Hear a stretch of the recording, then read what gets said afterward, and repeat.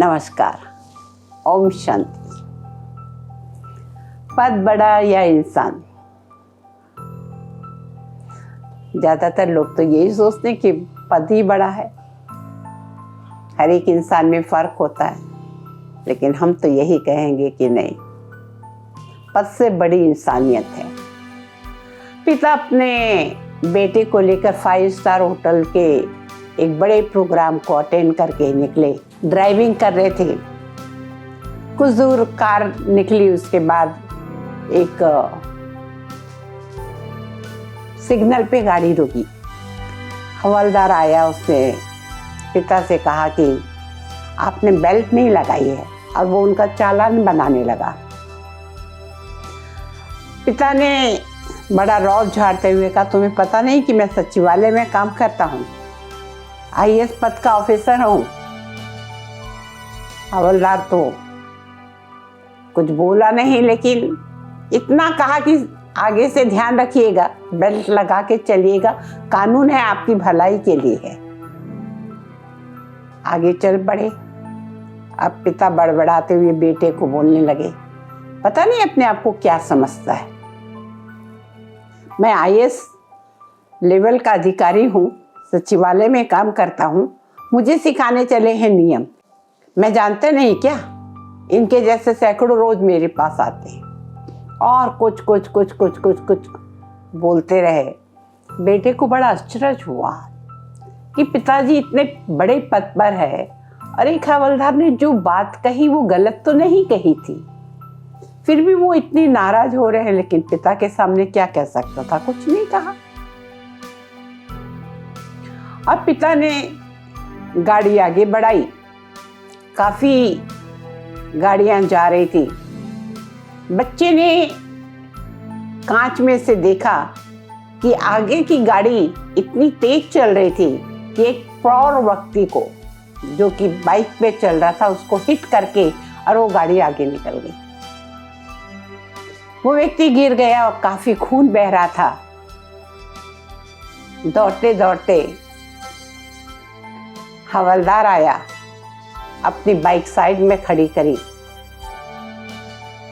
और उसको उठाने लगा, इधर उधर देखने लगा कोई मदद करे, क्योंकि इनकी गाड़ी ठीक उसके पीछे थी, तो इनको रुकना पड़ा। तो हवलदार ने कहा कि मेरी सर ड्यूटी पूरी हो गई है, मैं अपने घर जा रहा हूँ और मेरे पास बाइक है, इनका खून बहुत बह गया है, क्या आप मदद करेंगे आपकी गाड़ी में इनको हॉस्पिटल तक पहुँचाने का?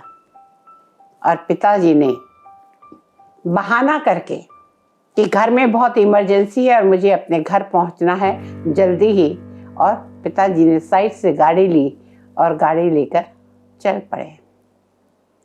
मैं सोचने लगा कि पिताजी का ऐसा व्यवहार क्यों आखिर? जब उसने सही कहा था वहां पे पिछले सिग्नल पे, तब भी पिताजी रौब झाड़ रहे थे, इसको पता नहीं कि मैं कितने बड़े पद पर हूं। अब जहां एक इंसान को आवश्यकता थी मदद की, वहां पे भी बहाना बना के, कोई घर में इमरजेंसी नहीं थी और उस व्यक्ति की मदद नहीं की। खैर उधेड़-बुन में था बेटा, उसको रात को नींद भी नहीं आई। दूसरे दिन पेपर आया, वो पेपर पढ़ रहा था। पेपर में न्यूज़ पढ़ा कि कल ऐसे ऐसे सिग्नल पे एक एक्सीडेंट हुआ और एक हवलदार उस घायल व्यक्ति को गोद में उठाकर 700 मीटर तक दौड़ता दौड़ता अस्पताल तक पहुंचा और उसकी जान बचा दी।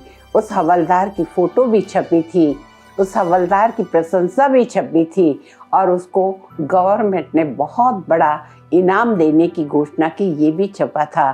पढ़कर बेटे को बहुत खुशी हुई और मन में फिर प्रश्न आया, पद बड़ा या इंसान?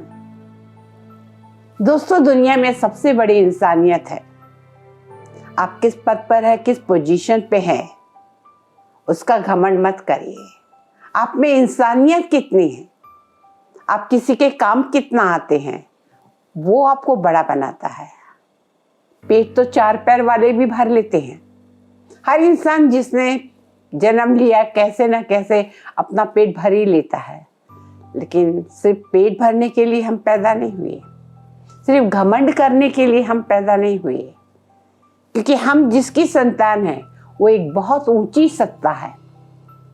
वो ऑलमाइटी अथॉरिटी परमात्मा भगवान जो सबकी मनोकामना पूरी करता, हम उसके बच्चे हैं।